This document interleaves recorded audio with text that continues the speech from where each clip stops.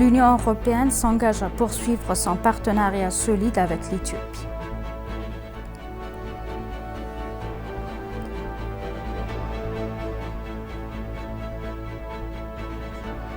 La Commission des douanes éthiopienne a reconnu 193 organisations pour bénéficier du programme d'opérateurs économiques agréés privilégiés.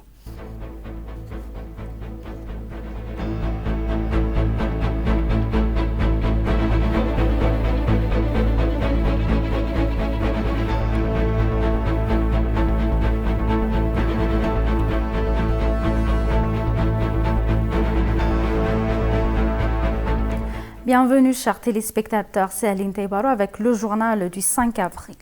Le vice-premier ministre et ministre des Affaires étrangères Damek Amakonnen a déclaré que l'Éthiopie et l'Italie devraient s'efforcer de renforcer davantage leurs relations de longue date. Damek a eu une discussion avec l'ambassadeur d'Italie en Éthiopie, Agostino Palese, dans son bureau. Le vice-premier ministre et ministre des Affaires étrangères a informé l'ambassadeur de la mise en œuvre de l'accord de paix, du processus de consultation nationale et du grand barrage de la Renaissance éthiopienne. Le ministère des Affaires étrangères a également annoncé avoir fait une présentation sur l'aide humanitaire, les travaux de reconstruction et de réhabilitation. Damek a déclaré que l'Éthiopie et l'Italie devraient s'efforcer de renforcer davantage leurs relations bilatérales et multilatérales sur la base d'intérêts mutuels. L'ambassadeur d'Italie en Éthiopie, Agostino Palese, a déclaré que l'Éthiopie était un pays important pour la paix et la stabilité dans la région. Il a déclaré que l'Italie s'est engagée à renforcer ses relations bilatérales et multilatérales avec l'Éthiopie.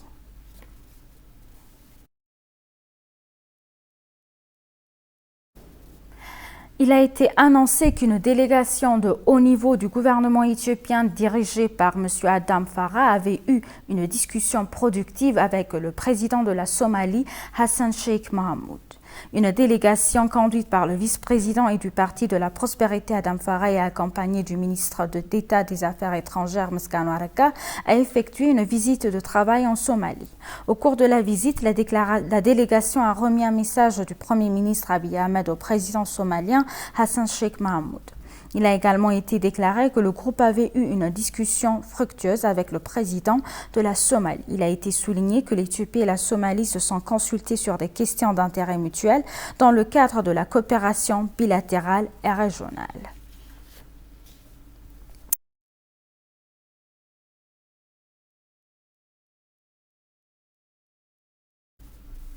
Le chef de la délégation de l'Union européenne en Éthiopie, l'ambassadeur Ronald Kobia, a déclaré à l'Union européenne et l'Éthiopie sont liés par l'histoire, la culture et les relations interpersonnelles depuis des siècles.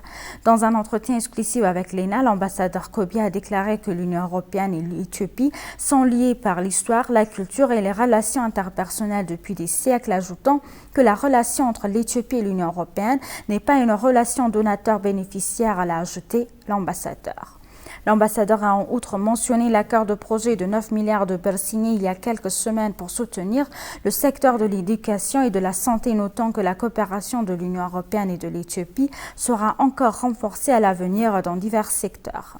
L'Éthiopie bénéficie du tout sauf les armes, a-t-il déclaré, ajoutant que l'Union européenne n'a jamais suspendu son régime commercial préférentiel qu'elle offre à l'Éthiopie.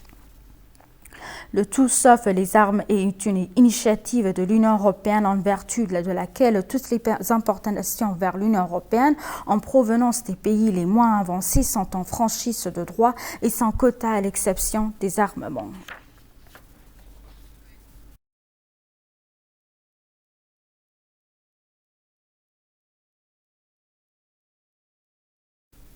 Le vice-premier ministre et ministre des Affaires étrangères Damek Amakonnen a accueilli dans son bureau le coordinatrice humanitaire des Nations Unies en Éthiopie, Catherine Sosi. Au cours de la réunion, Damek a informé la coordination des affaires courantes selon le ministère des Affaires étrangères. Il a également exprimé la volonté du gouvernement éthiopien de renforcer encore la coopération avec l'ONU et ses agences. Il a exprimé l'engagement continu du gouvernement à mener à bien le dialogue national, la justice transitionnelle, la réconciliation nationale ainsi que la réhabilitation et la reconstruction des régions affectées. Il a également appelé les agences donatrices et les agences d'aide des Nations Unies en particulier à soutenir les efforts d'assistance humanitaire du gouvernement éthiopien. Catherine Sousi a pour sa part félicité le gouvernement éthiopien d'avoir cimenté l'accord de paix. Elle a déclaré que l'accord de paix de Pretoria est un accord historique qui a pris tout le monde par surprise.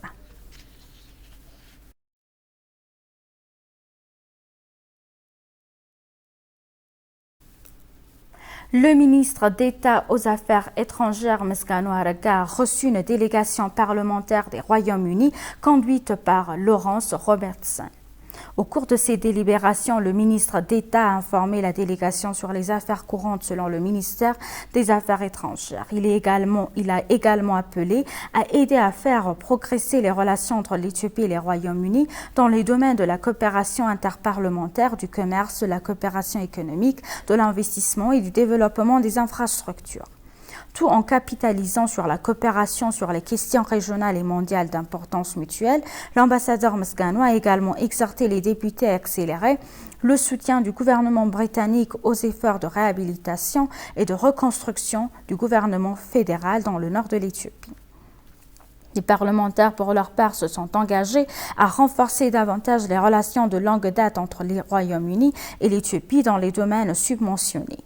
Lawrence Robertson est député de Twiskyberry-Glycerin, Angleterre, et envoyé commercial du Premier ministre britannique en Angola, en Zambie et l'Éthiopie.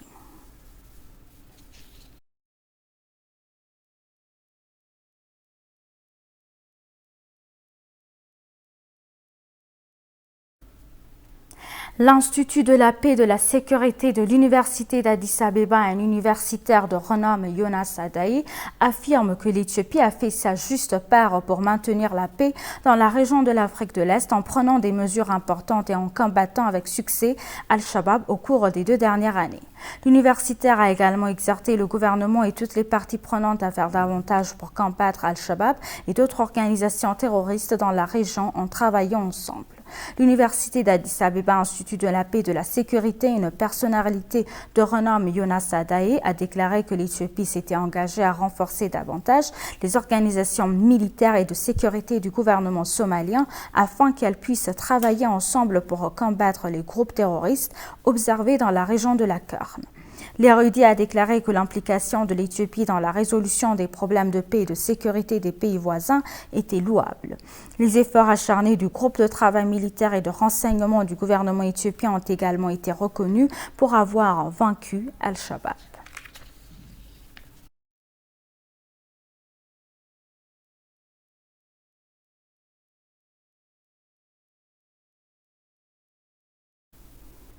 Et pour conclure le journal, la Commission des douanes éthiopienne a reconnu 193 organisations pour bénéficier du programme d'opérateurs économiques agréés privilégiés. Dabale Kabita, la commissaire aux douanes, a déclaré que l'agence s'est forcée de rationaliser ses procédures afin de remplir ses obligations. Le commissaire a poursuivi en indiquant que sa commission avait commencé à élaborer les critères de recrutement et les règles de fonctionnement du programme des opérateurs économiques bénéficiant de privilèges spéciaux. Selon les règles, le programme a aidé 147 nouvelles organisations et 46 organisations existantes. Le commissaire affirme que le gouvernement s'est fermement engagé à récompenser les organismes qui s'intéressent au programme d'opération économique par des avantages spécifiques.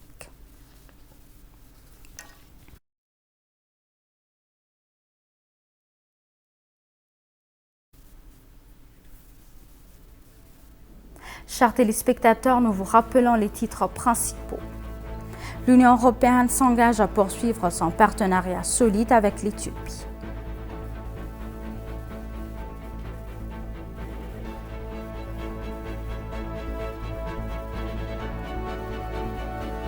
La Commission des douanes éthiopienne a reconnu 193 organisations pour bénéficier du programme d'opérateurs économiques agréés privilégiés. Merci chers téléspectateurs, c'est la fin du journal. C'était Aline Taibaro avec le journal. Restez avec nous avec le reste des programmes. Bonne journée.